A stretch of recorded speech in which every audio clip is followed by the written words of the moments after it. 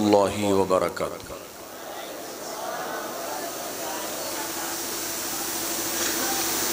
अल्हम्दुलिल्लाहि नहमदुहु व नुसल्ली व नुसल्लिमु अला रसूलिहिल करीम। अम्मा बाद फ़अऊज़ु बिल्लाहि मिनश शैतानिर रजीम। बिस्मिल्लाहिर रहमानिर रहीम। हुवल्लज़ी बअस फ़िल उम्मिय्यीना रसूलन मिनहुम यतलू अलैहिम आयातिही व युज़क्कीहिम व युअल्लिमुहुमुल किताब वल हिक्मा व इन कानू मिन क़ब्लु लफ़ी ज़लालिम मुबीन।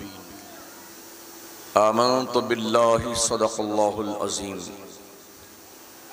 व बल्लगना रसूलुहुन नबियुल अमीनुल करीम व नहनु अला ज़ालिका लमिनश शाहिदीन वश्शाकिरीन वल्हम्दुलिल्लाहि रब्बिल आलमीन।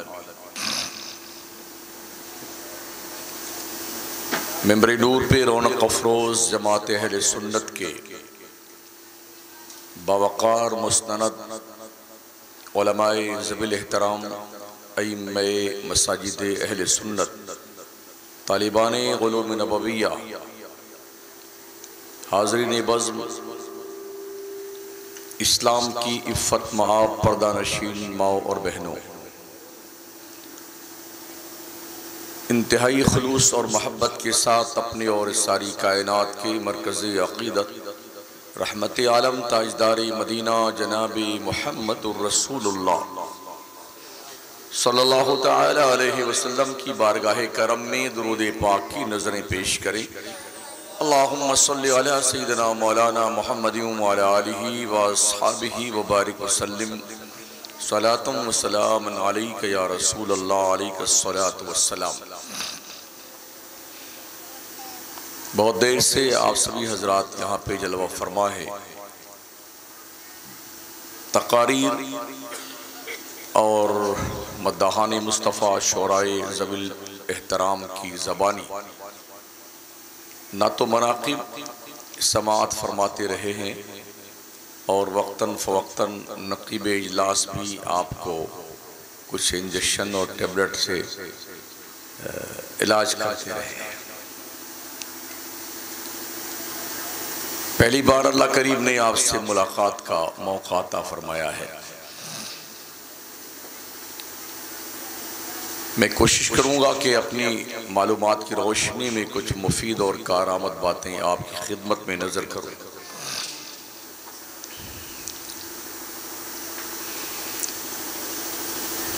आमद रसूल के हवाले से ये इजलास मुनक़िद है।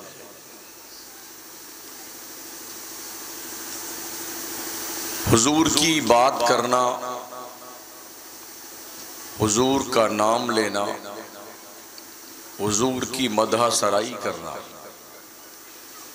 उनके हवाले से कुछ गुफ्तगू अर्ज करना हम जैसे लोगों के लिए छोटा मुंह और बड़ी बात है।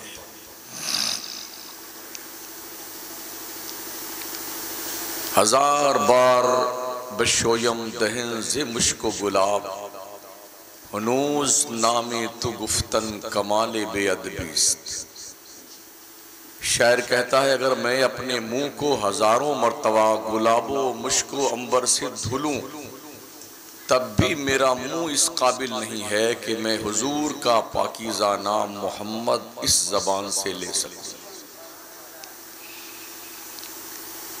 हम उनका गुणगान करते हैं, इसका ये मतलब नहीं कि हमारी तारीफ करने की वजह से नबी की इज्जत में चार चांद लगता है, ऐसा कुछ नहीं। बल्कि बात यह है कि हम उनकी बात करते हैं तो अल्लाह हमारी इज्जत पे चार चांद लगाता है। मैं कहाँ का रहने वाला, किस गांव का रहने वाला, मुल्की पैमाने पे दुनिया ने क्यों जाना मुझे, मैंने नबी की बात करनी शुरू की। तो अगर कोई इज्जत पाना चाहता है तो उसे नबी की बात करनी चाहिए। बावकार बनना चाहते हो तो नबी की बात किया करो। शोहरत पजीरी चाहते हो तो मुस्तफ़ा की गुणगान किया करो। अल्लाह की हिफाजत के हिसार में आना चाहते हो तो नबी का जिक्र खैर किया करो। घर में कारोबार में बरकतों की बौछार चाहिए तो मुस्तफ़ा की बात किया कीजिए। जो लोग ये फलसफा समझ जाते हैं तो फिर पूरी जिंदगी मुस्तफ़ा करीम के पाकीज़ा खुतबात से अपने ज़ुबानों को हमेशा वो तर रखा करते हैं। शायर बारगाह रसूल कहते हैं, मा इन मदहतो मुहम्मदम बे मकालती लाकिन मदहतो मकालती बे मुहम्मदिन। हम नबी की तारीफ इसलिए नहीं करते हैं कि मेरी तारीफ करने की वजह से मेरे नबी की इज्जत में चार चांद लगता है। फरमाते नहीं, तारीफ हम करते हैं तो नबी की तारीफ करने की बुनियाद पे हमारे कलाम को चार चांद लगता है। ये शोरा हजरत तशरीफ लाए हैं, कौन जाता था इन्हें? ये कौन है, कहाँ के रहने वाले हैं? इन्होंने नबी की नात पढ़ी है ना, तब लोगों ने पहचाना इन्हें। अच्छा, कोई बहुत बड़े खूबसूरत भी नहीं माशाल्लाह कि चांद की तरह चमकते हों। नबी के नाम लेने से अगर बिलाल जैसा काला गुलाम भी माहताब कामिल को शर्मा सकता है तो फिर क्या कहना यार। कौन पूछता था बिलाल हबशी को मक्के में? कौन जानता था? मारे जाते थे। जिंदगी में बिल्कुल जानवरों जैसा उनसे काम लिया जाता था, मगर जब नबी की हो के रह गए ना तो पूरी कायनात उनको झुक झुक के सलामी पेश कर दी। कितने काले थे, गिलाफे काबा भी उतना काला शायद ना बिलाल हबशी, मगर इतने उजले हो गए, इतने खूबसूरत हो गए कि हर मोमिन के दिल में उनके इश्क की शमा रोशन है। और जब भी नबी का जिक्र आता है तो बिलाल कहीं ना कहीं दिखाई जरूर पड़ जाते हैं। खुशबू है दो आलम में तेरी है गुले चीदा, किस मुंह से बयां हो तेरे औसाफे हमीदा। तुझसा कोई आया है ना आएगा जहां में, देता है गवाही यही आलम का जरीदा। ए रहमत आलम तेरी यादों की बदौलत किस दर्जा सुकून में है मेरा कल्बे तपीदा। अल्लाह इरशाद फरमाता है, हुवल्लज़ी अरसल रसूलहु बिल हुदा व दीनिल हक।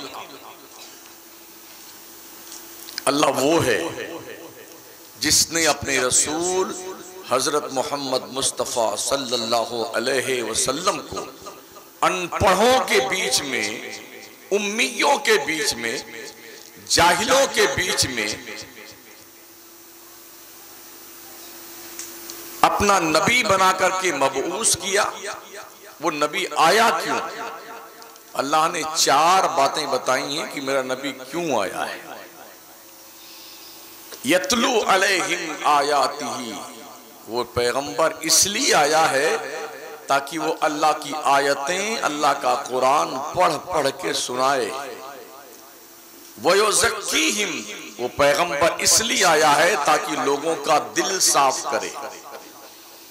वयुअल्लिमुहुमुल किताब, वो पैगंबर इसलिए आया है कि लोगों को किताब पढ़ाए, ज्ञान दे, क्वालिफाइड बनाए, ग्रेजुएट करे, असाक्षर लोगों को साक्षर बनाए। वल हिकमा, और हिकमत की तालीम दे। व इन कानू मिन क़ब्ल लफ़ी ज़लालिम मुबीन, हालांकि वो लोग मुस्तफ़ा की तशरीफ आवरी से पहले खुली हुई गुमराही में थे। ये मिलादे रसूल का मौका है।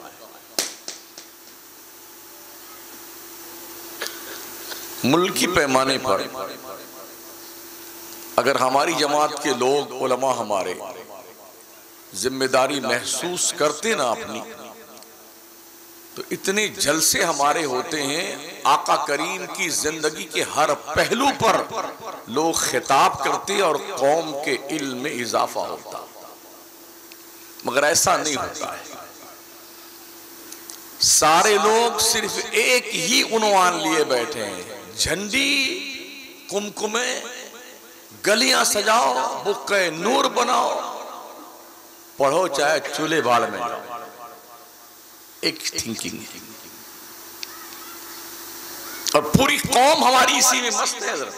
हाँ, फर्रियां लगाना, झंडियां लगाना,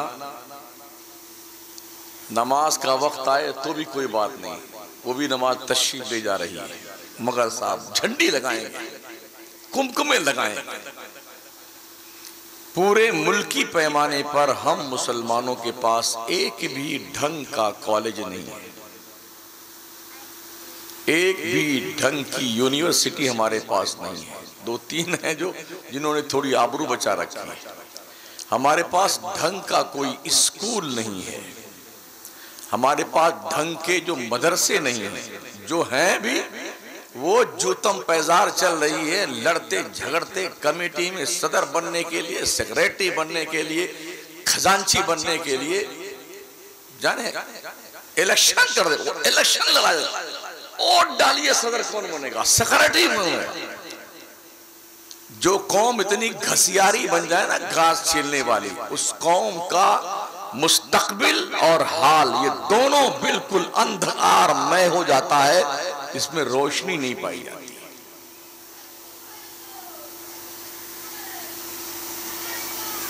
आज हम उस डगर के मुसाफिर हैं, उस राह के मुसाफिर हैं कि अगर हम इस पे गौर करें ना, एक बंदा मुझे बता दो मुल्की पैमाने पे जो इतना मालदार हो मुसलमान, जिसके यहां 100, 200, 500 आदमी काम करते हो, ढूंढते रहिए आप। बकरी चराएंगे, भेड़ चराएंगे, भैंस चराएंगे, घास छिलेंगे, जी जनाबे वाला, झगड़े करेंगे, लड़ाई करेंगे, चुगलियां करेंगे, गीबतें करेंगे। कभी इनका उर्स आ गया तो पूरी कौम भागी जा रही है, कभी नौचंदी जुमेरात आ गई तो वहां भागे जा रहे हैं, कभी वहां मलंग के यहाँ जा रहे हैं, कहीं वहां बाबा के यहाँ जा रहे हैं। अरे क्यों पगला गए हो यार, क्यों सोच को दायरा इतना मुस्महिल हो गया है, आखिर क्यों शऊर की बत्तियां जलती नहीं है? क्या हम इसलिए पैदा हुए हैं कि जहां कहीं ढेर देख रहे हैं हम, कहां पर जो है बाबा बैठे हुए हों, और ऐसे ऐसे बाबा कमीने 6 महीना नहाते नहीं है, और पूरी कौम, अरे बाबा क्या जाने आप इनका रुतबा। एक निगाह करम करी थी, हमारे यहाँ बच्चा नहीं पैदा होता था, अल्लाह ने बच्चे दे दिए। ये बाबा जो 6 महीना नहाए ना मरदूर, तुमको बच्चा देगा। और रब से पूछो, अल्लाह इरशाद फरमाता है, यह बोली मैं यशाउ इनासा व यह बोले मैं यशाउ ज़ुकूर औ युज़व्विजुहुम ज़ुकरान व इनासा व यजअलु मैं यशाउ अक़ीमा। अल्लाह जिसे चाहता है लड़का देता है, अल्लाह जिसे चाहता है लड़की देता है, अल्लाह जिसे चाहता है दोनों देता है, अल्लाह जिसे चाहता है बांझ कर देता है, बांझ कर देता। हमने बड़े बड़े डॉक्टर देखे हैं, बहुत मालदार देखे हैं, अल्लाह ने नहीं चाहा ना तो एक कानी लड़की भी नहीं दी। अमेरिका, लंदन, बर्तानिया, जर्मनी, ये रुपए फेंके जा रहे, इलाज पे इलाज, इलाज पे इलाज, इलाज पे इलाज, दुआ पे दुआ, दुआ पे दुआ। जो भी आए हजरत दुआ कीजिए, हुजूर दुआ कीजिए, किबला काबा दुआ कीजिए। अरे जब वहीं से दुकान बंद कर दी गई तुम्हारी, तो कौन सी दुआ काम करने वाली भाई साहब? रब फरमाता यार, मैं तो अपनी बात नहीं करता ना, मैं कोई किस्से कहानी बयान कर रहे नहीं है। मेरे प्रोग्राम में, मेरी तकरीरों में कुरानी आयात और अहादीस मुस्तफा का ही आपको जो है अक्स मिलेगा। मेरे पास लफ्ज़ी कोई बात नहीं है कि मैं आपको हंसाऊं और बहुत खुश कर दूं कि इस गांव के लोग जो है बहुत बढ़िया आदमी, माशाल्लाह जन्नती मुसलमान। मुझे खुद ही पता नहीं मैं जन्नत में जाऊंगा कि नहीं जाऊंगा, और तुमको टिकट देके चला जाऊंगा, मुझे खुद ही नहीं पता यार। मगर जो खतीब लाया, जन्नती मुसलमान हो, इतना मारा जाएगा मौलवी, अकल ठिकाने लग जाएगी। जन्नत इतनी आसान नहीं है। किसी छोटे से कस्बे या शहर में पान की ढाबली खरीदने जाओ ना तो सर का पसीना पैर को आ जाता है। तुमने क्या उस ढाबली से भी सस्ती जन्नत को समझ लिया है? बेटा जुम्मा नहीं पड़ता, पंज वक्त गायब, रमजान के रोजे तशरीफ ले गए, मर्दू देख भी रोजा रहेगा, कसम खुदा की मेरा पीर जन्नत जाएगा और मेरे पीर के साथ मैं भी जन्नत जाऊंगा, डंडा पकड़ करके। दिमाग से ये भूत निकाल दो, भूत जो भूत सवार है ना, इसको निकाल दो। शादी होने के बाद अगर उम्मीद बदे कोई की नहीं, अभी कोई औलाद नहीं मिला, 1 साल गुजर जाए, अगर किसी जोड़े के कुछ उम्मीद ना लगी तो पूरा महल्ला तो अल्लाह जाने दोनों में किस में कमी, अल्लाह जाने किस में कमी। गलत तो नहीं कहते? फिर बेचारे दोनों लाग गए लाइन में, डॉक्टर क्या ये जांच वो जांच वो जांच वो जांच, वहां से भी काम नहीं बना। ओह, अब बाबा के पास चलते हैं, कुछ यही करेंगे बाबा जी। गए बाबा के, बाबा ने बिल्कुल मायूस मत होना, बिल्कुल तुम्हारी गोद भरी जाएगी, चाहो नौचंदी जुमेरात को आना और एक जिंदा मछली ले आना, काला धागा ले आना और लाने के बाद बिल्कुल 11 बजे रात में आना। वो तावीज़ बना के रखते हैं, उस जिंदा मछली के मुंह में तावीज़ रखेंगे, उसको धागे से बांधेंगे, कहा जाओ ले जाओ पुराने कब्रिस्तान में, पुरानी कब्र खोदना एक हाथ, और 12 बजे के बाद जाना, इस मछली के उसमें अंदर गाड़ देना कब्र में, और चुपके से उल्टे कदम भाग आना, पीछे मुड़ के मत देखना। इतना ज्यादा बाउंड कर देते हैं बाबा उसे कि उसका बाप भी डर के मारे पीछे नहीं देखेगा मुड़ के। अब वो दिन गिंदा, या अल्लाह कब आए वो दिन, या अल्लाह कब आए, या अल्लाह कब आए। कब आता है वो दिन आएगा। कहीं मछली कब्र में दफन करने से बच्चे पैदा होते हैं। और हैरत है, मान लो अल्लाह की मेहरबानी हुई, जर्रा नवाजी हुई, करम फरमाया रब ने, कोई उम्मीद लगी ना तो पूरा खानदान या अल्लाह लड़का होना चाहिए, या अल्लाह लड़का होना चाहिए। तो लड़की ने तुम्हारी खबर खोदा है, लड़की क्यों नहीं होना चाहिए? सारे दुआ मांगे अल्लाह लड़का होना चाहिए, लड़का होना चाहिए। हमने देखे ऐसे लोगों को। अगर अच्छा ये जो चेकअप मेडिकल मुआयना होता है ना, लिंग परीक्षण, इतने अपराधी लोग हैं कमीने, बाहर तो बोर्ड लगाएंगे लिंग परीक्षण कानूनी अपराध है, मगर ये अपराधी लोग अंदर यही सब कारोबार करते हैं। जैसे पता चल जाए ना कि शिकमे मादर में कोई गुड्डू है या कोई पप्पू है, मतलब मर्द कोई लड़का कोई है, ओहो अभी पैदा नहीं होता, पहले लड्डू बन रहा, माशाल्लाह माशाल्लाह माशाल्लाह। और अगर ये पता चल जाए अंदर कोई मुन्नी बानो है, कोई खातून है, तो पैदा होने के 6 महीने बाद तक नहीं पता चलता दुनिया में कौन तशरीफ लाया है। इतना बोझ दुनिया लड़कियों को समझती है, जिन लड़कियों को मेरे मुस्तफा ने सीने से लगाया, कंधे पे बिठाया, दिल में रखा और यूं फरमाया फातिमा तो मिन्नी, मेरी बेटी फातिमा मेरे दिल का टुकड़ा है। क्या कहने माशाअल्लाह। कभी गौर किया? वाह वाह वाह वाह। लड़की पैदा होती ना तो मुंह लटक जाता है बेटों का, लगता है कि अभी मरा, ये अभी मरा। मेरे मुस्तफा जब तशरीफ लाए थे तो क्या दौर था, लड़कियों को जिंदा ही दफन किया जाता था ना। उलमा से सुना नहीं सुना आपने? कोई बाप ये नहीं पसंद करता था कि मेरी बच्ची जिंदा रहे, पैदा होते ही मार दी जाती थी। अगर शौहर गया हुआ कहीं बिजनेस करने के लिए, उसके आने के बाद उसे मालूम पड़ा कि बच्ची पैदा हुई ना, तो छीन झपट करके ले जा करके बच्ची को गड्ढा खोद के दफन कर देता था जिंदा ही। कैसे दरिंदा सिफत लोग थे, कैसे पत्थर दिल थे वो लोग जो अपनी ही बच्चियों को अपने ही हाथों से गड्ढा खोद करके दफन करके चले आया करते थे। हम तो ये देखते हैं अगर कोई इंतकाल भी घर का आदमी कर जाता है ना, तो तो थोड़ी देर और रखो यार, थोड़ा और देख लें अपने अब्बा को, अपनी अम्मी को। अरे थोड़ा ठहरो लोगो, ठहरो। ये चांद जैसा चेहरा मेरी माँ का, मेरे बाप का, जल्दी मत छुपाओ कब्र के हवाले, तो और मुझे देख लेने दो। कैसे दरिंदा सिफत लोग थे कि खुद की बच्चियों को ऐसे दफन कर देते थे। मुस्तफा उस दौर में तशरीफ लाए जब दरिंदगी चरम सीमा पर थी। मुस्तफा उस दौर में तशरीफ लाए जब इंसानियत नाम की कोई चीज नहीं थी। मुस्तफा उस दौर में तशरीफ लाए जब हमदर्दी के दो बोल बोलने वाला कोई नहीं था। ऐसे घटाटोप अंधेरे और जुल्म सितम के माहौल में पैगंबर ने आंखें खोली थी।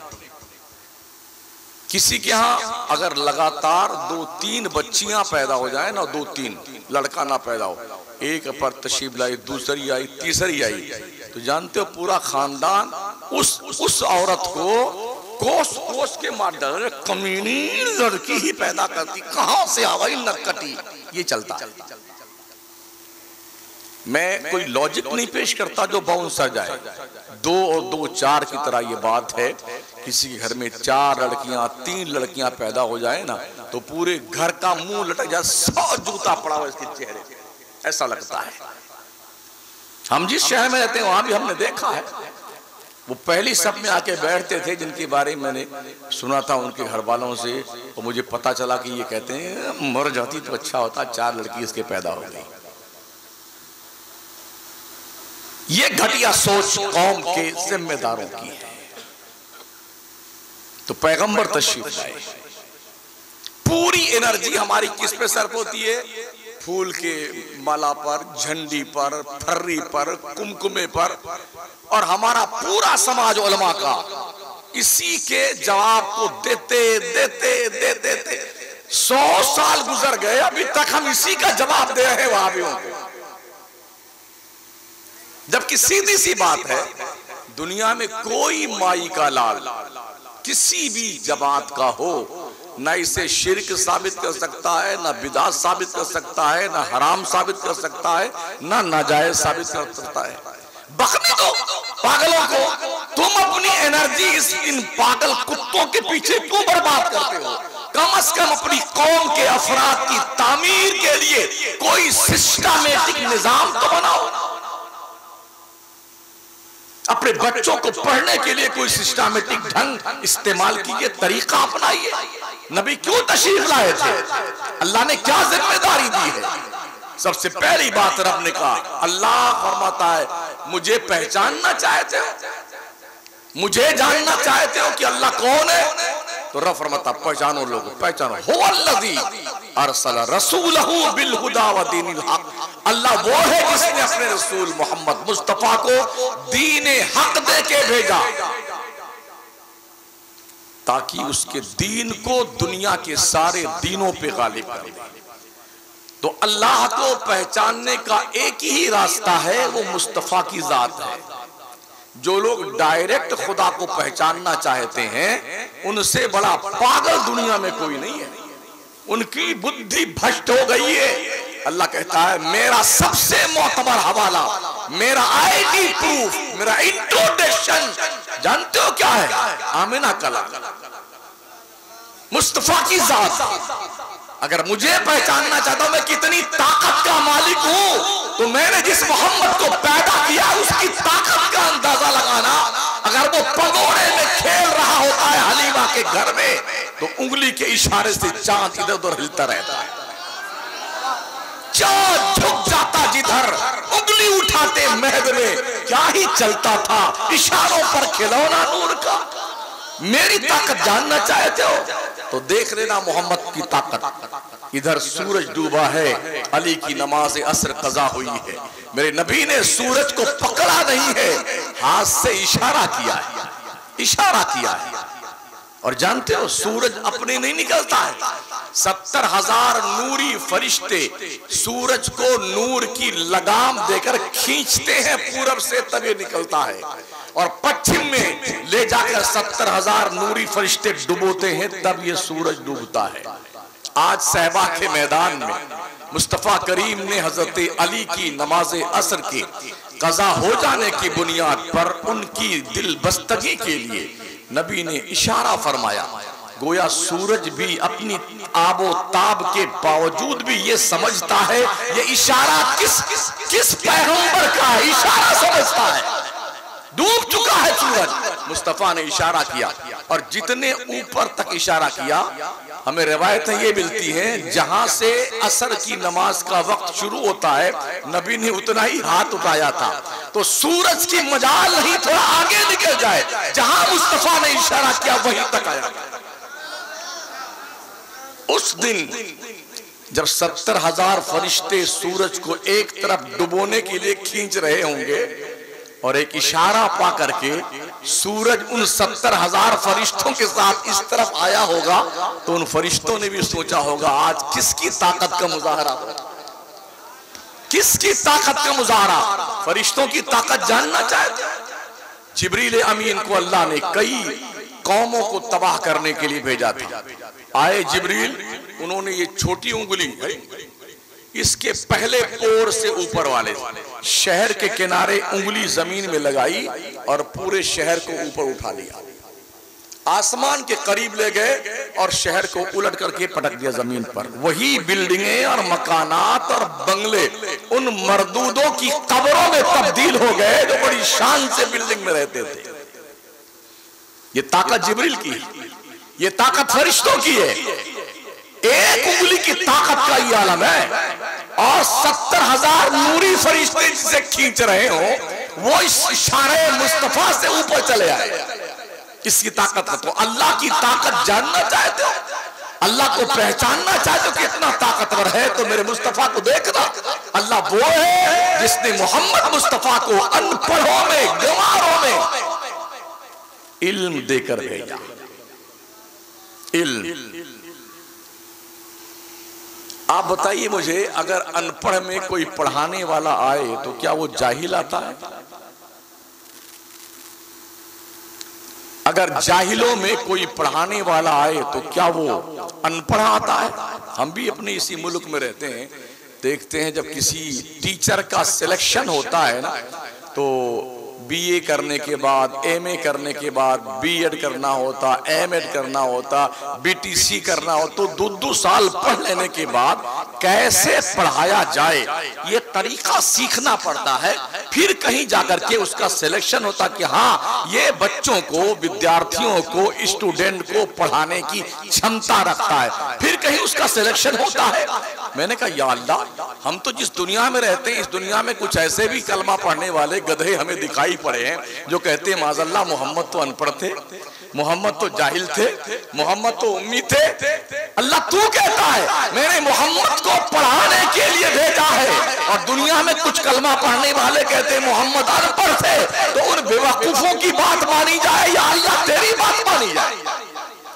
अल्लाह कहता मैंने भेजा, मोहम्मद को पढ़ाने के लिए भेजा है, और पढ़ाता वो है जो पढ़ा लिखा होता है, सिखाता वो है जो सीखा हुआ होता है। और जानते हो मेरे मुस्तफा ने कैसे पढ़ाया, कैसे सिखाया? सबसे पहला मदरसा मक्के में दार अरकम था, मदरसा दार अरकम। उस दार अरकम के मदरसे के पहले मुदर्रिस का नाम मोहम्मदुर रसूलुल्लाह है। उसके पहले मोहतमिम का नाम हजरत अबू बकर सिद्दीक है। एक छोटे से मकान में पढ़ते थे और ऐसे पढ़ते थे, ऐसे पढ़ते थे। कोई 1 घंटा छुप के पढ़ता था, कोई आधा घंटा छुप के पढ़ता था। ये 1 घंटा आधा घंटा छुप छुप कर पढ़ने वाले इतने काबिल बने कि दुनिया के नक्शे पे उनसे ज्यादा पढ़ा लिखा ना कल कोई था, ना आज कोई है, ना कयामत की सुबह तक कोई होगा। जिस कौम का मजहबी कॉन्सेप्ट ही तालीम है, उस कौम की अक्सरियत जाहिल है, भैंस चराने वाली। ये भी मैंने सुना और देखा, मदरसों से हाफिज जी बन के पगड़ी बंधवा के निकल जाते हैं और फिर फुर्सत है ना नमाज पर। हाफिज जी पर नमाज नहीं पढ़ता, जरा हाफिज जी नमाज नहीं पढ़ते हैं, मौलवी साहब नमाज नहीं पढ़ते हैं, तो कौम क्या करेगी यार? जब हाफिज जी नमाज नहीं पढ़ते हम क्यों पढ़ने जाए? यही बात होगी। ये खुशखबरी न सुन ली आपने उलमा से, ओहो जिसका बेटा हाफिज हो जाए तो हाफिज अपने खानदान के इतने लोगों को बख्शवा के जन्नत में लेके जाएगा। अरे वो हाफिज जी इतना धुने जाएगा ना बेटे, इतना मारे जाएंगे कि शक्ल बिगाड़ दी जाएगी मार करके मौलवी साहब की। नमाज नहीं पढ़ता मौलवी, हाफिज जी नमाज नहीं पढ़ता है तो हम काहे के मौलवी है यार, काहे के हाफिज जी हैं। किस कदर अलमिया है हमारी कौम का यार। मदरसे हमारे, अल्लाह खिड़की टूटी हुई है, दरवाजे टूटे हुए हैं, जंगला टूटा हुआ है, इस्तिंजा घर में दरवाजा ही नहीं है, कहीं कुंडिया गायब है, कहीं की ईंट कहीं का रोड़ा, भानुमती ने कुंभा जोड़ा। गैरों के स्कूल देखिए आप, गैरों के कॉलेज देखिए आप, गैरों की यूनिवर्सिटी आप देखें, क्या अब भी होश के नाखून लेने को तैयार नहीं। आपकी बच्चियों को हिजाब पहनकर कॉलेज में एंट्री नहीं मिल रही है, क्या अब भी हम सूरदास बने बैठे हैं। हमारी मुस्लिम बहनों को कॉलेज से इसलिए भगा दिया जाता है कि तुम पहले नकाब उतार करके बेशरम बन के आओ तब तुम्हारा एडमिशन होगा। क्या ऐसी बहनों और माओ और बच्चियों के भाइयों और बापों की गैरत मर गई है जालिमों की। हम अपनी बच्चियों और अपने बहनों के पढ़ने के लिए सिस्टमैटिक ढंग से बेहतरीन स्कूल कॉलेज नहीं बना सकते। अभी जल्दी महीना भर नहीं गुजरा, एक नॉन मुस्लिम कम्युनिटी की लेडी प्रिंसिपल ने एक मुस्लिम बच्चे को खड़ा करके अपने सामने गैरों के बच्चों से थप्पड़ लगवाए हैं। वो मुसलमान था इसलिए। क्या ये सारे जुल्म और तशद्दुद के वाकयात हमारी इस कौम को जगाने के लिए काफी नहीं है? क्या कयामत आने पे जागोगे? जुल्म की ये अंधेर नगरी जो दुनिया में देखी जा रही है, क्या अब भी हमारी आंख नहीं खुलती है? क्या अब भी हम बेदार नहीं होते? हर नौचंदी जुमेरात को 50 रुपया की चिरागी, 1000 रुपए का हलवा, 5000 रुपया नजराना बाबा के चरणों में अर्पित करके आ गए। अगरबत्ती सुलगा लिया, करबला बना लिया, ये कर लिया। अरे ये पैसे इकट्ठा करो, पढ़ाओ बच्चों को, पढ़ाओ, वरना दुनिया तुम्हें जूते पे पालिश करवाएगी। ध्यान रखना, पढ़ाओ अपने बच्चों को, असाक्षर मत रखो, ज्ञान दो, ज्ञान बच्चों को। इल्म ही तरक्की का जीना है। अगर इल्म नहीं है जिस कौम में, वो कौम अंधेर नगरी में रहती है। इल्म जानवरों और इंसानों के बीच फर्क करता है। अगर इल्म जानवर को भी थोड़ा बहुत आ जाए ना, इतना कीमती हो जाता है। आपने कुत्ता देखा होगा, कुछ कुत्ते ऐसे होते हैं जिसे हुकूमत पालती है। तवज्जो है आपकी? मेरी तकरीर में नारा मत लगाइएगा, मैं कुछ समझाने के लिए आया हूं। जो अपनी जिंदाबाद करवाने के लिए आए उनके लिए नारे आप लगाते रहिएगा। और मुझे शौक भी नहीं कि आइंदा फिर मैं यहां पर आऊं, कोई शौक नहीं, जानते हैं? तो कुत्ते जिसे हुकूमत पालती है, लाखों रुपए खर्च करती है उस कुत्ते पे। उसकी खासियत क्या है?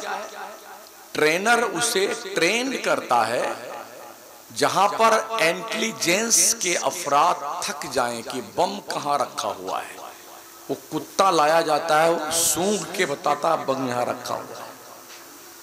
एयरपोर्ट पे, हवाई जहाज के उड़ने से पहले, ट्रेनों में, और जो अभी नई नई ट्रेन उनमें कम से कम घुमा घुमा के कुत्ते को हर बोगी की चेकिंग करवाई जाती, कहीं बम न रखा हुआ हो कि ब्लास्ट हो जाए। बगदाद शरीफ में हाजिर हुआ सरकारों में, एयरपोर्ट पे उतरने के बाद कम से कम 6 से 7 जगह हमें कुत्तों ने चेक किया। पूरा सामान लेके उतर गए, लाइन लगवा दी गई, अपने सामान के साथ आप खड़े रहिए। तो फिर एक कुत्ता आता है पुलिस के पास, उसकी जंजीर होती है, वो कुत्ता चेक करता है, सूंघता है कि शमसुद्दीन के पास कोई ऐसा हथियार या बम वम नहीं है। अच्छा, अब इनको साइड में करो। इस तरह कुत्ते चेक करते हैं। वो कुत्ता, वो जानवर जिसे ट्रेनर ट्रेंड करे, उसकी कीमत इतनी बढ़ जाती कि लाखों मंथली उस पे खर्च होते हैं। और उसकी नौकरी 3 स्टार पुलिस पुलिस वाला करता है, कब उससे इस्तिंजा फरमाना है कुत्ते को, तो पुलिस वाला उसे चलिए इस्तिंजा फरमा लीजिए, चलिए आप पखाना फरमा लीजिए, उसको दौड़ाने। ये बात मैं देखता हूँ, वो कह रहा हूँ, कैसी लॉजिक नहीं पेश करता जो बाउंसर जाए, कितना शान से रहता है। पुलिस वाला नहलाता है उसे, खुशबू वाला साबुन लगा करके, बालों में कंघी करता है उस कुत्ते के, पट्टा गले में लगा हुआ है, कभी उसका मुंह चूमता है, कभी क्या करता। मैंने या अल्लाह, ये कुत्ता, हाँ इसने कुछ सीखा है, इसने ज्ञान हासिल किया है, इसने इल्म सीखा है, इसलिए कुत्ते की कीमत बढ़ गई है। ओ लोगों, तुम तो अशरफुल मखलूकात हो, अगर तुम इल्म सीख लो, क्या तुम्हारी कीमत नहीं बढ़ेगी? आज के 7 साल पहले दिल्ली में एक पोपट राजा बिके थे, तोता तोता तोता समझते हैं ना? हाँ, सुग्गा। 9 करोड़ रुपए में हजरत एक सुग्गा बिका था। गोश्त कितना होता है? 100 ग्राम भी नहीं होता है। कोई सोने मोती हीरे जवाहरात का हार भी नहीं उसने पहना, सिंपल सा सुग्गा था। मैंने कहा यार क्या खासियत थी इस तोते के अंदर, इस पोपट राजा के अंदर, सुग्गा बाबा के अंदर, आखिर ये 9 करोड़ में क्यों बिका? तो मालूम ये हुआ, ट्रेनर ने इसे ऐसा ट्रेन किया था, आप जो बोली बुलवाना चाहते वो तोता उस बोली को बोलता था। उसने अपने आप को तपाया था सीखने के लिए, पढ़ा था उसने, तो उसकी पढ़ने की इस क्षमता ने उसे इतना कीमती बना दिया। आम तोते उसके अड़ते नहीं है, सीखने वाला 100 ग्राम का तोता 9 करोड़ रुपए में बिका है। और हम 6-7 फिर के लोग हैं, घास छीलते हैं, भैंस चराते हैं, बकरी चराते हैं, एक सांस में 100 गाली देते हैं, खड़े खड़े खाते हैं, खड़े खड़े इस्तिंजा फरमाते हैं। क्यों? हजरत इंसान है ना। और शफील मखलूकात के लोगों, दुनिया में एक ही ऐसी मखलूक है जो सारा काम स्टैंडिंग में करती है, इनकमिंग भी स्टैंडिंग में, आउटगोइंग भी स्टैंडिंग में, उसका नाम जनाबे गधा है।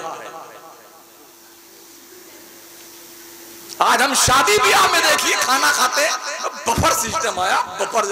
अबे गधो, ये बफर सिस्टम क्या होता है? खाएंगे खड़े खड़े। अच्छा, पता होता नहीं है कि तोंद शरीफ में कितना जाएगा। पहले तो लोग बड़ी इज्जत से खाना खिलाते थे, जब हम बचपन में थे, थालियां परोसी जाती थी, सबकी थाली में सालन या दाल लगाई जाती, फिर रोटी दी जाती थी, सबको मिल जाता। तब कोई कहता भाई साहब बिस्मिल्लाह फरमाइए, तब लोग खाते थे। अब ऐसा नहीं रहा, सिस्टम सारा कड़ा कड़ा, रोटी वहाँ है, चावल वहाँ है, सालन वहाँ है, पकौड़ा वहाँ है, मिठाई वहाँ है, कचूमर वहाँ है, गुलाब जामुन उधर है, इस तरह सारा अलग अलग लगा। अब आया पलेठा, मंगता है, मंगता पलेठा भिखारी ने, अंदाजा है नहीं कि तोंद शरीफ में कितना जाएगा, इतना भर लाता है, इतना भर लाता है। अब आया बता गया, आधा खाता है, आधा फेंकता है। हमारा मुल्क जितना खाना सालाना फेंकता है ना, इतना खाना अगर इकट्ठा किया जाए तो नेपाल और तिब्बत, भूटान, श्रीलंका जैसे मुल्कों को हम साल भर परवरिश करके पाल सकते हैं। गल्फ कंट्रीज में जितना खाना फेंका जाता है ना, अगर सालाना वो खाना इकट्ठा किया जाए तो हिंदुस्तान जैसे बड़े मुल्क को सालों पाला जा सकता है। ये हमारी कौम के लोग हैं, खड़े खड़े खाना खाते हैं, खड़े खड़े पेशाब करते हैं, और जनाबे वाला खाते आधा है, आधा फेंकते हैं। मेरा नबी फरमाता है रोटी की इज्जत करो, रोटी की, रोटी जिस कौम से रूठती है दोबारा उस कौम के पास नहीं आती। तो अल्लाह ने अपना आईडी प्रूफ दिया, बंदो मुझे पहचानना चाहते हो तो देख लेना मेरे पैगंबर मुस्तफा को, और अंदाजा लगाना जब महबूब शान का मालिक है, इतना पावरफुल, इतना ताकतवर है, तो इसका पैदा करने वाला कितना पावरफुल। कोई रास्ता जन्नत का बाईपास नहीं जाता है, जन्नत का हर रास्ता मदीने की गलियों से होके जाता है। हाँ मदीने, और वैसे भी जन्नत मदीने के सामने कोई हैसियत नहीं रखती। तुम सारा जहां ले लो, मदीना हमें दे दो। मदीने में जाने वाला, मदीने में रहने वाला यही दुआ मांगता, काश दिन 12 घंटे का नहीं 18 घंटे का हो जाए तो अच्छा है। ए अल्लाह, रात को इतनी लंबी कर दे, गुंबदे खजरा के सामने बैठे रहे और रात क़यामत तक के लिए लंबी हो जाए। ये ज़ौक़ शौक़ हर उस अहले ईमान का होता है जिसे गुंबदे खजरा का दीदार नसीब होता है। जो आमिना का लाल इंतकाल के बाद जिस शहर मोहतरम में जिस गुंबद के नीचे सोता है, वो शहर, वो गुंबद इतना मोतबर है, दुनिया का हर आशिक उस गुंबद को देखने के लिए जिंदगी भर रोता रहता है। वो नबी कितना खूबसूरत था, कितना अच्छा रहा हो। हम इसी में खुश हैं, हमने फर्रियां लगा ली हैं, झंडियां लगा ली हैं और कुमकुमे लगा लिए हैं। ना ना, अल्लाह ने नबी को इल्म सिखाने के लिए भेजा था और पावर मुस्तफा का। नबी ने कहा, जाओ उस पेड़ से कह दो तुम्हें मोहम्मद बुला रहे हैं। वो उस पेड़ को जैसे जाकर के बंदे ने खबर दी तुम्हें मोहम्मद बुला रहे हैं, पेड़ जमीन को चीरता हुआ हुजूर के कदमों के पास आया, झुका, सलामी पेश की,